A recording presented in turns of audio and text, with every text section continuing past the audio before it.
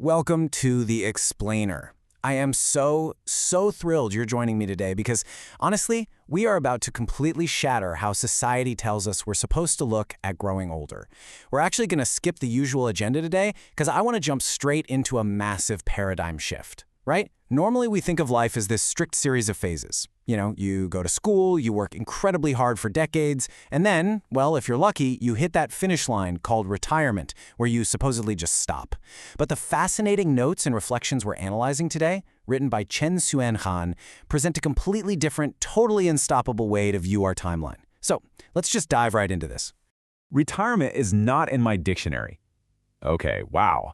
This is a bold, uncompromising statement from Doris Bruham, the absolute legendary educator and founder of Studio Classroom. What's so incredible here is that she literally rejects the universally accepted life milestone of retirement.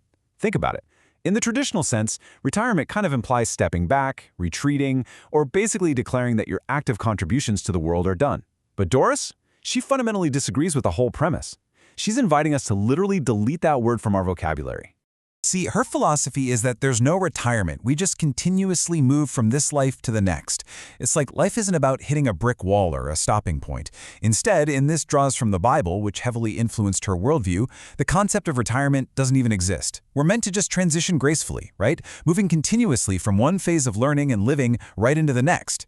It's this beautiful, seamless forward motion, absolutely not a sudden halt.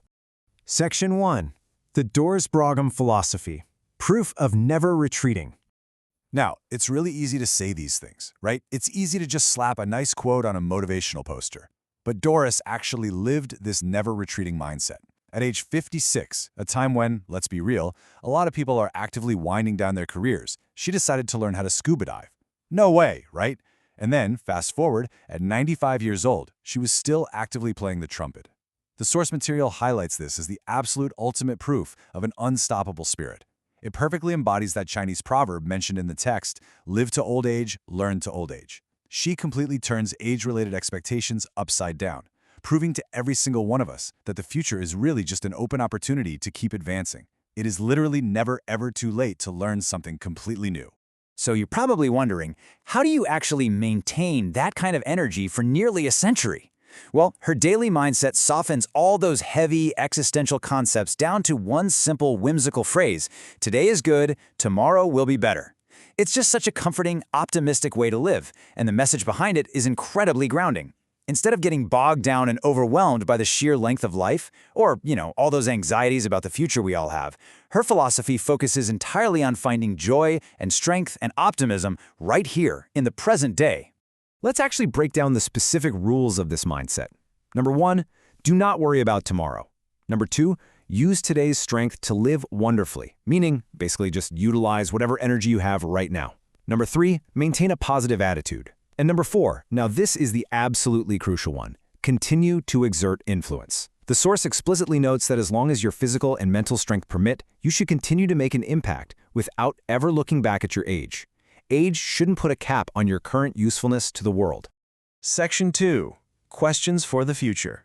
The Inner Reflection. At this point, the author, Chen Hsuan Han, does something really interesting. They shift the narrative mirror away from their 95-year-old mentor and turn it inward, navigating their own societal pressures and expectations. Chen asks this incredibly direct, piercing question, what kind of adult do I want to be? Just think about that for a second. We spend so much of our energy worrying about what we're supposed to achieve by a certain age that we almost never hit pause to ask ourselves what kind of character, what kind of adult we actually want to embody. And then that thought evolves into this next universal struggle. How should I live so that it counts as my own choice? I mean, this brilliantly captures the whole experience of being a young adult, doesn't it?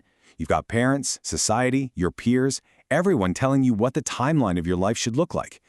But if life truly has no fixed retirement or end goal, then really, the only thing that matters is ensuring the path you're walking on is authentically yours. You have to make the active, conscious choice to keep moving, but entirely on your own terms. Which leads us to a deeply personal realization that really just ties this whole philosophy together beautifully. Let me read this right from the text.